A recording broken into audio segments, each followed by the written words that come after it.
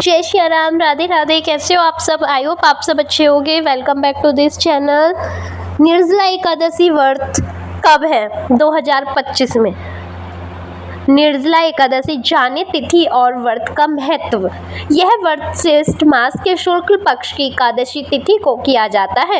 एक तरफ जहां एकादशी में अन्न का संयम करना पड़ता है, वहीं निर्जला एकादशी में जल का निर्जला एकादशी का सबसे बड़ी एकादशी कहा जाता है। ऐसा कहा जाता है कि जो इस व्रत को करता है और उसे एक ही दिन में सभी एकादशी का फल मिल जाता है।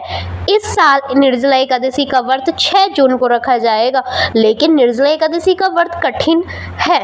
इस दिन व्रत रखने का संकल्प करके पूरे दिन निर्जला रहना होता है और अगले दिन दान करके और ब्राह्मण को खाना खिलाकर पारण किया जाता है। यह व्रत श्रेष्ठ मास के शुक्ल पक्ष की एकादशी तिथि को किया जाता है।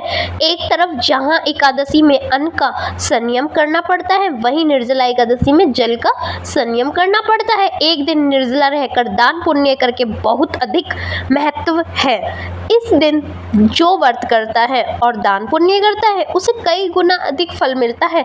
इस व्रत में नियमों का भी पालन करना पड़ता है, तभी व्रत सफल माना जाता है। भीम से जुड़ी है इस व्रत की कथा।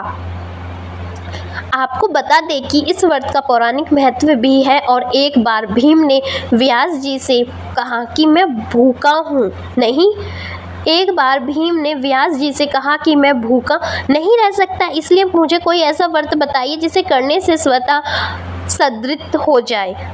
तब व्यास जी ने कहा कि तुमसे वर्ष भर की संपूर्ण एकादशी नहीं हो सकती, तो केवल एक निर्जला कर लो।